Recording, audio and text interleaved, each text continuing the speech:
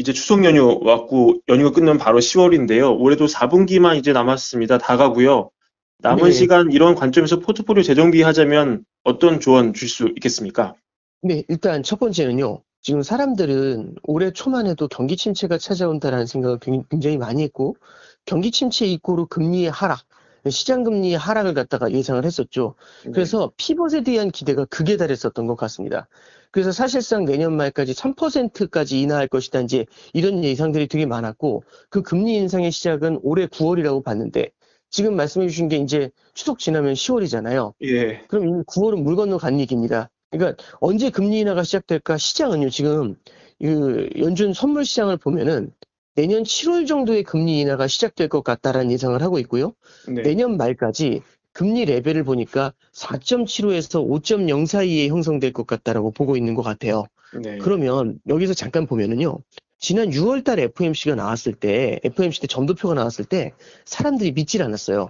에이, 저렇게 금리 인상하면은 무리수야. 왜냐하면은 내년 말까지 3%를 생각했었는데 연준에서는 4.6을 찍어놨었거든요. 예. 그럼 이거 너무 오버하는 거 아니야? 이제 이런 생각이 컸었는데 지금 그 4.6이라는 레벨까지 이미 그 선물 시장에서는 내년 말에 그 정도 이상의 레벨을 반영하고 있는 겁니다. 이 예. 얘기는 뭐냐면 연준이 무언가 찍고 선언적으로 찍고 달려가면은 예전에는 무시하고 오히려 연준이 우리한테 끌려올 거야 이런 생각을 되게 많이 했는데 음. 지금은 오히려 뒤따라가는 모습들을 좀 보여주고 있죠. 어. 그러면 그 얘기는 뭐냐면 시장이 연준의 내러티브라든지 연준의 시그널에 조금씩 딸려가는 듯한 그런 모습들을 볼 수가 있는 거고 그게 최근에 보였었던 장기금리의 상승이에요.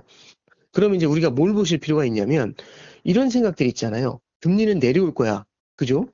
내지는 뭐 물가는 안정될 거야, 금방. 이제 이런 약간의 낙관론?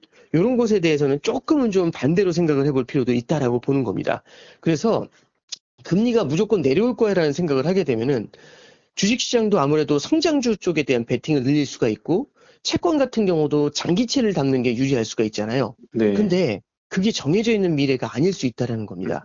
음. 그래서 하이어 포 롱거 그러니까 결국에는 높은 금리가 생각보다 오래 지속될 수 있다라는 기대가 커지면 커질수록 이쪽에 베팅한 사람들이 초조해질 수가 있거든요.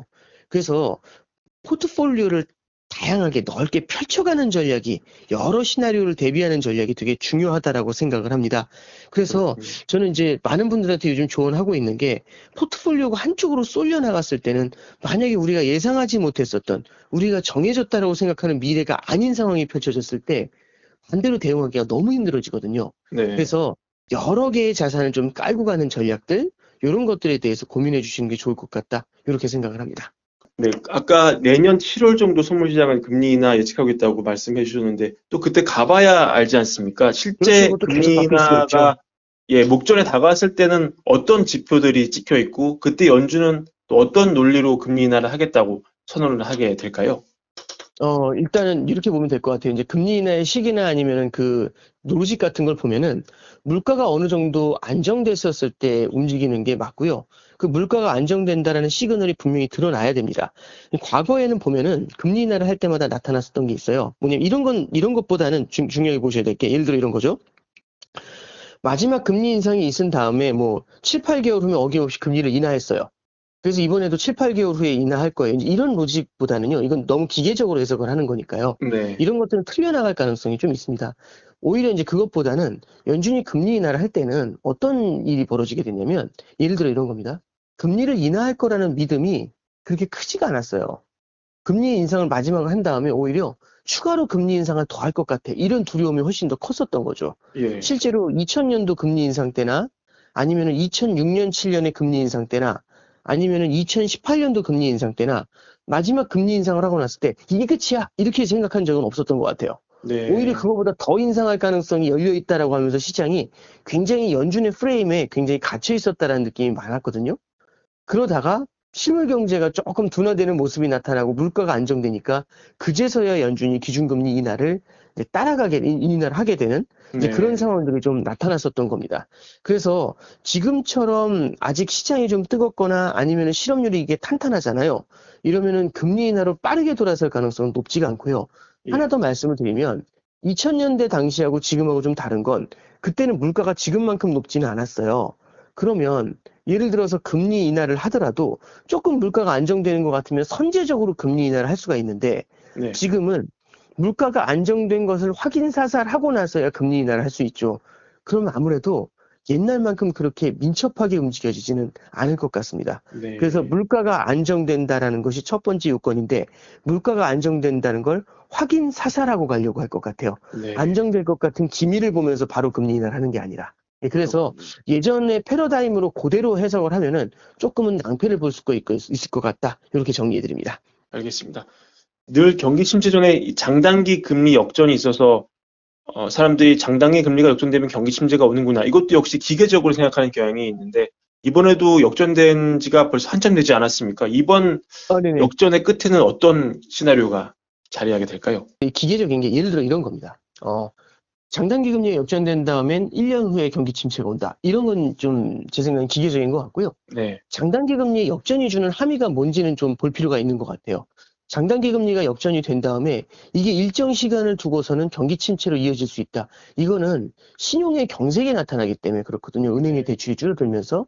그러니까 이제 사실상 꽤 시그널, 이게 주는 그 정확도는 좀 높은 시그널입니다. 그래서 저도 상당 부분 참고를 하고 있는 그런 형태의 시그널이고요. 다만 그것 때문에 뭐 작년 8월에 뒤집어졌는데 이제 8월이 넘었으니까 경기 침체 올 거야. 이렇게 테크니컬리 해석하는 거는 경계를 해야 되지만 그 예. 함의에는 주목을 할 필요가 있다는 얘기죠. 이번에도 이제 저는 좀 바라보고 있는 게, 지금의 장단기 금리 역전이 일정 수준은 마일드한 경기 침체로는 좀 이어질 개연성은 좀 있지 않겠나. 네. 그렇게는 좀 보고 있습니다. 앞서도 이제 말씀드렸지만, 마지막까지 실업률까지 꺾어 놓으려고 생각을 하고 있는 건데, 물가를 잡기 위해서. 그럼 물가와의 전쟁을 이어가는 과정에서 일정 수준은 경기에도 영향을 좀 주게 될 것 같아요. 그래서 그게 어느 시기가 될지는 잘 모르겠지만, 일정 수준 이렇게 이제 금리 인상을 이어가게 됐었을 때는 실물 경기에 약간의 둔화는 나타나게 될 것 같고 강한 경기 침체 이런 것들보다는 소프트한 마일드한 경기 침체의 가능성을 좀 열어두고 볼 필요가 있지 않나 그렇게 생각을 합니다. 그렇군요. 그 얼마 전에 위기에 관한 책을 또 쓰셨잖아요, 부장님. 네네. 지금 상황에서 빗대 봤을 때 가장 그 책 안에서 좀 발췌해서 읽으면 좋을 파트 이런 것도 소개하시면 좋을 것 같은데요. 네, 이제 책에서 보면은 마지막 챕터에 제가 좀 다뤄놓은 게 있는데 뭘 다뤄놨냐면 70년대 석유파동 당시의 시기를 좀 적어놨어요. 네. 그때를 이제 많은 분들이 회상을 하면은 석유파동 때문에 물가가 올랐어. 지금과는 달라. 이렇게 해석을 하실 수도 있지만 석유파동은 두 차례가 있었습니다. 73년도 10월에 있었고 두 번째는 79년도 1월에 있었어요.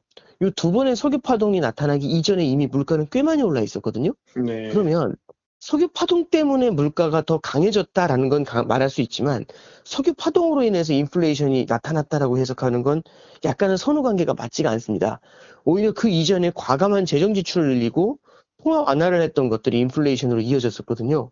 근데 그때 당시에는 인플레이션을 조기에 잡지 않고 잡힐만 하면 풀어주고 잡힐만 하면 풀어주고 그러니까 이제 우리 어렸을 때 보면은 그 만화 영화 같은 데 보면 답답한 적들 있잖아요. 네. 주인공 쓰러뜨려 놓고서 총 겨눈 다음에 쏘면 끝나는 건데 막 이상한 스토리텔링을 하면서 1시간 동안 스토리텔링을 하잖아요. 그러다가 이제 오히려 왜 다른 거 총 맞고 죽고 막 이런 이제 이상한 케이스들이 나타나는데 저는 이제 이번에도 그런 실수를 반복하면 안 된다라는 거죠.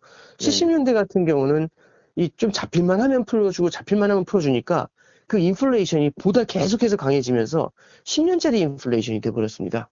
그래서 그때의 사례들을 한번 쭉 읽어보시고요. 지금도 연준이 그런 형태의 실수를 하고 있는 거 아니겠는가라는 점에 대해서 우리가 바라볼 필요가 있습니다.